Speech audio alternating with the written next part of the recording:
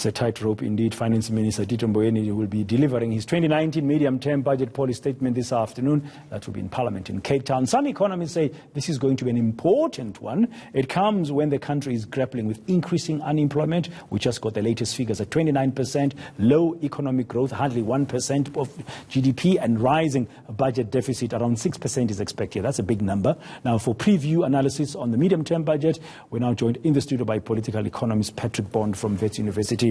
Patrick, good morning. Thank you very much, sir, for joining us this morning. Just an overriding question first. I mean, ordinarily, medium-term budgets are just what they are. In the middle, you're looking at sort of casting your eye over the next 3 years to see what's going to happen. They don't attract much attention. But this one is coming at a very interesting time in our country.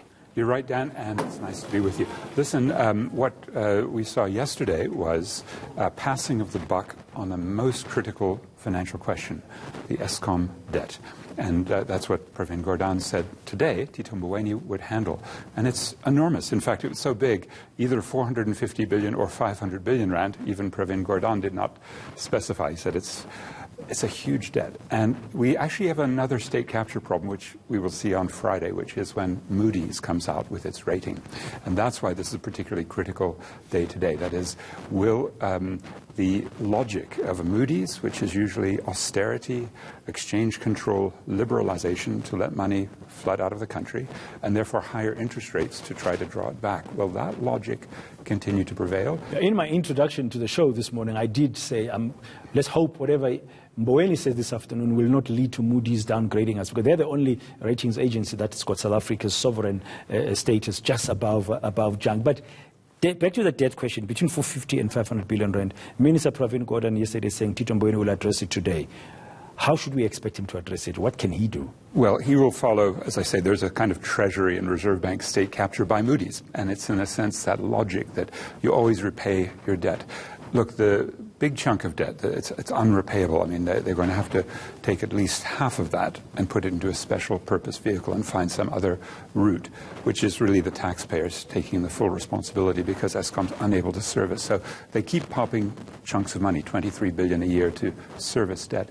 I would say you should question the debt because that debt came from the World Bank, and its president, David Malpass, 2 years ago testified in the U.S. Congress. The main loan, it's for the Medupi power plant, a plant that may never get finished and is not operating at full capacity because it was so badly designed. But it was Hitachi bribing the ANC's Chancellor House, which they more or less confessed to out-of-court settlement in 2015, that makes that an odious debt, a loan that... How much was this loan that was given by the World Bank in 2010? It was their biggest loan for a project ever, 3.75 billion US, or about 53 billion rand. So that would, plus the European Investment Bank, African Development Bank, China Development Bank, and BRICS Bank for Medupi and Kusile. Odious lending, which we should, as a citizenry, say, no, there must be lender liability. So we should be blaming those who gave Eskom the money, that they behaved irresponsibly. And they continue to be, because every step of that process has been well documented with protests by labor, by communities, environmentalists. And the World Bank consistently, even when the corruption was proven in 2015 by that Foreign Corrupt Practices Act prosecution in the U.S., has just turned away from it. And I think it is really important, with the World Bank president having admitted it's a corrupt loan, to say, well, they should take it on their books and not put it on ours. So what you're saying, Patrick, is that the bulk of the loan, and of course interest accumulates every year if you're not servicing that loan appropriately, sitting with the World Bank, should be written off. Oh, shouldn't yes. exist. Well, the World Bank should never have made such a carbon-intensive project loan to Eskom. They should have helped Eskom rapidly move to the just transition to massive job creation and community And the World Bank president at the time admitted in Congress in Washington that that loan was illegal. Interesting, at the time it was a man called Robert Zellick, and he wanted to make friends with South Africa. South Africa hadn't borrowed much. But it's the new president, David Malpass, who was appointed by Donald Trump in April, who is on record in the U.S. Congress saying South Africa is the exemplar of World Bank corruption. But it's this climate debt that the North owes all of us in Africa, but I mean South Africa owes the rest of our continent, that we now must be questioning. Those credits now have a full cost accounting if we want to find real liability. Can the finance minister do something about it? If it was a different finance minister and Reserve Bank governor, yes, a courageous finance minister would go and say, we're going to audit a full forensic on Eskom and that vast debt, 450 billion, 500 billion, Pravin Gordhan isn't sure. But there must be massive corruption, for example, that the Eskom state capture hearings are already unveiling, where the lenders really should have known. And Hitachi bribing the ANC was well known in 2020. Do you think Tito Mboweni is capable of that? No, I think his orientation is very much Washington consensus. He's been a player since about 1999, as he was brought into the Reserve Bank, in world finance. And that's the logic that I mentioned, the Moody's neoliberal logic that has state captured. And if frankly, it's an economic narrative that Moody's and Standard & Poor's has Fitch has kept. Those three brothers, they do a lot more damage than the ones down the road in Saxonwale. Yeah, so if we are able to, if we should be able to move beyond this Eskom debt, which is a huge albatross now on all of us, because we as taxpayers are funding all of this, Eskom could be in a better financial status. And it should also then do more rapid decarbonization. But as you're saying, 29% unemployment, that's actually 38 when you include people who've given up looking.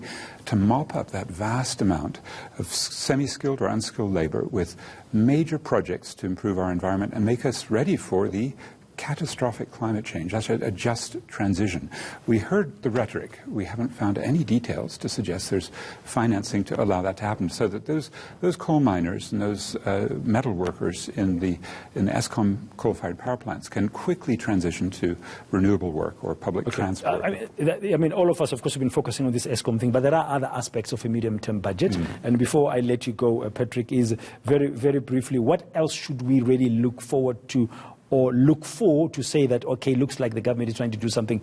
I've had people who are concerned about government spending on the social side. I've had people who are concerned about the deficit, which is at around 6% of GDP. So this deficit at 6% is lower than it was in the 40s and 50s, and we've kind of grew out of it in the old apartheid era, and it's lower than it was in 2009. It's not a catastrophe, except for those guys like Moody's who want it down to 3. The critical question of whether we can rejig our finances, because the 6% is the share of income, but actually our public accounts should also include our assets in the state. And it turns out the IMF has just done a study. It's in their fiscal review of late 2018. South Africa is the 6th wealthiest state because of our mineral wealth. Some say $2.5 trillion worth.